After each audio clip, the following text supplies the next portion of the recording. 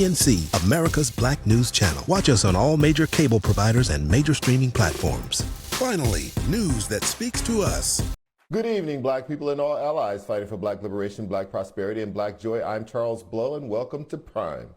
In day 3 of the confirmation hearings of Supreme Court nominee Ketanji Brown Jackson, senators had a final chance to question Judge Jackson and make their positions clear on her nomination. Much like yesterday, Republican senators like Tom Tillis brought up the Brett Kavanaugh hearings, arguing that somehow now is the time to rehash Democrats' supposed bad behavior.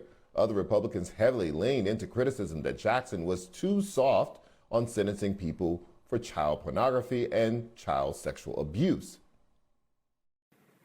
In comes the internet. On the internet, with one click, you can receive, you can distribute tens of thousands. You can be doing this for 15 minutes, and all of a sudden, you are looking at 30, 40, 50 years in prison. Good. Good. I understand. Absolutely Senator, good. I hope you are.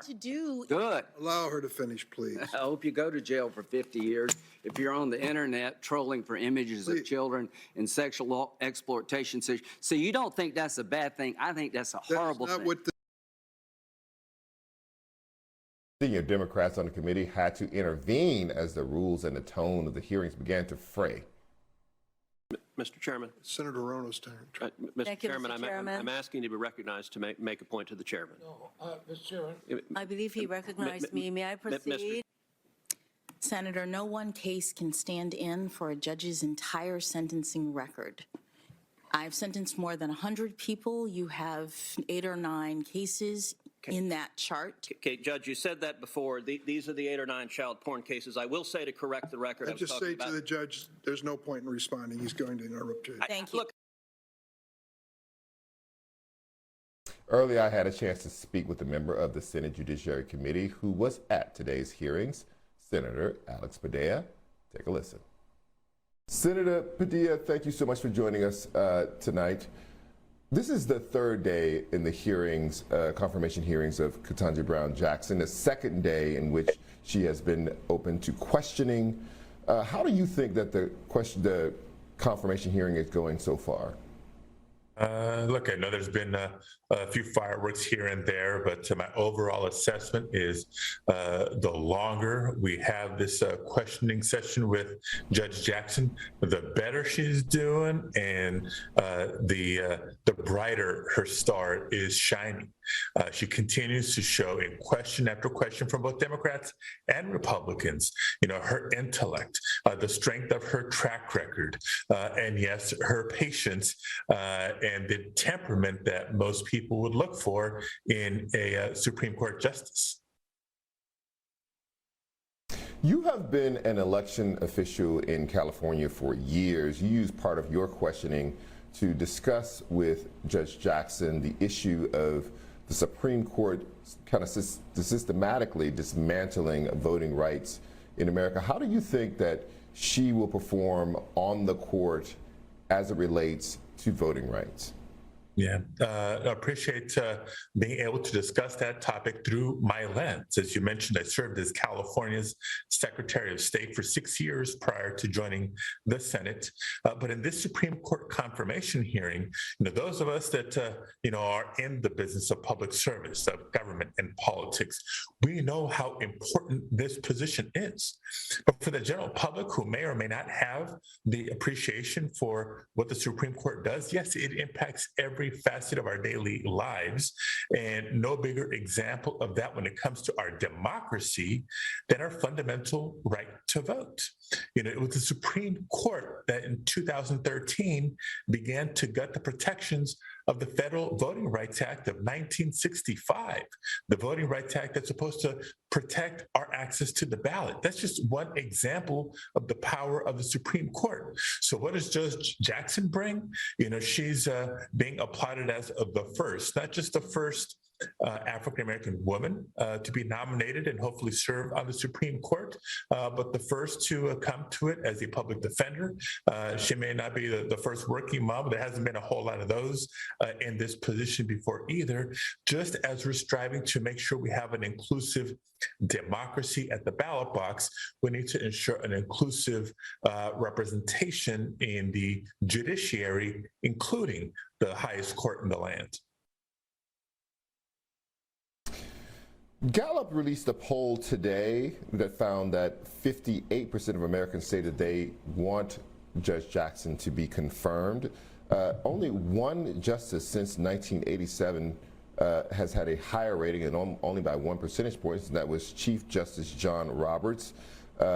Gallup makes a point that most nominees are in the low 50s range, many under the 50% mark. In fact, the historical norm is 48% support. Given the widespread public support for Judge Jackson and also her performance in the hearings, do you see any circumstance under which she would not be confirmed? Yeah, look, I'm not surprised by those numbers that you just quoted.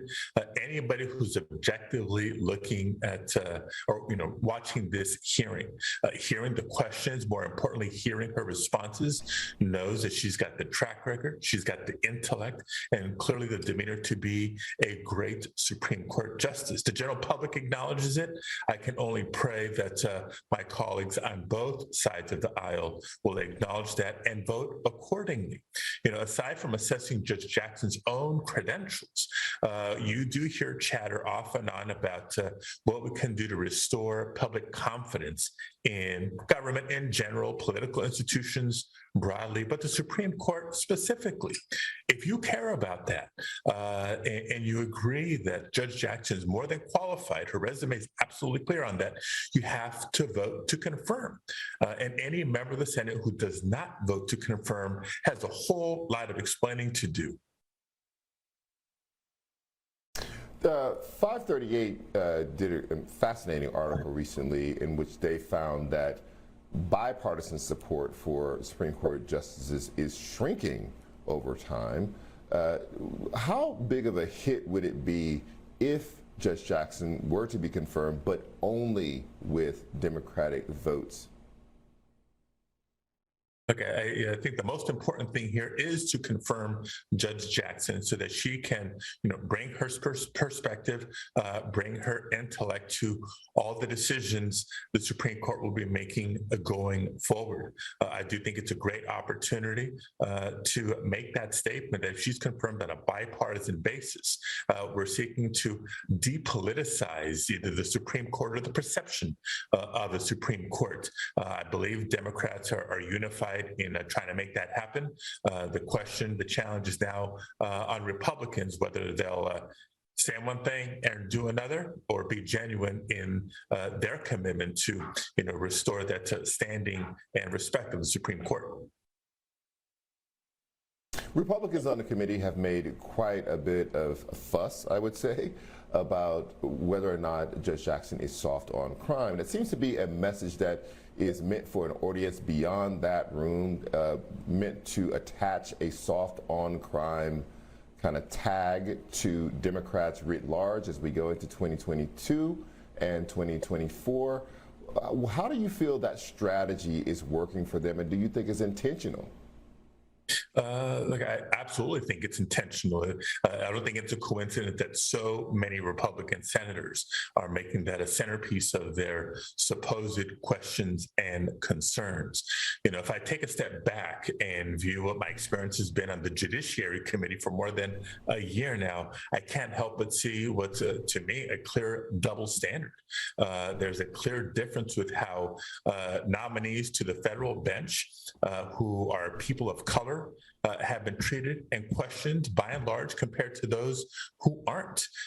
And with this nomination, the highest stakes, because we're talking a Supreme Court nomination, like I said, I don't think it's a coincidence. But that being said, so proud of how Judge Jackson has handled those questions, how she's responded to those accusations. And I can kind of remind the general public this: there's a reason a judge is a judge. Prosecutors are prosecutors, defenders are defenders, and judges are judges. If some of my Republican colleagues only wanted to follow the advice of prosecutors, and why even have judges in the first place? That is so inconsistent with the core tenets of our democracy. Some of the questioners on the Republican side have gone even further, trying to link Judge Jackson to coddling pedophiles. And it would be a curiosity if it were not for the fact that this idea of pedophilia being associated with Democrats is so prevalent on the right. PRRI recently published a poll in which they found that 1 in 4 Republicans agree with QAnon, who one of its main pillars is that the government is ruled by a secret cabal of pedophiles. Do you think that that is just, happenstance is just happening unwittingly on the parts of the Republicans, or are they consciously trying to make this link because they know a quarter of all Republicans believe this conspiracy theory that's coming out of QAnon? Yeah, look, it's a sad state of affairs. We know that Donald Trump is no longer in the White House, but Trumpism is clearly alive and well, not just in political rallies, but sadly in this Supreme Court confirmation process. So there is sadly that base of support. We can argue how big or small it is or isn't on the Republican side. And I think it is absolutely a dereliction of duty to have that drive the questioning and consideration of Judge Jackson. To her credit, again, she has responded. She has responded thoughtfully and compellingly. In my opinion, anybody with an objective view of what's happening here must acknowledge that she is more than eminently qualified to serve on the Supreme Court of the United States, and as a nation, will be better off for her service. Senator Padilla, thank you so much for your time. I appreciate it. Thank you. Thank you for having me.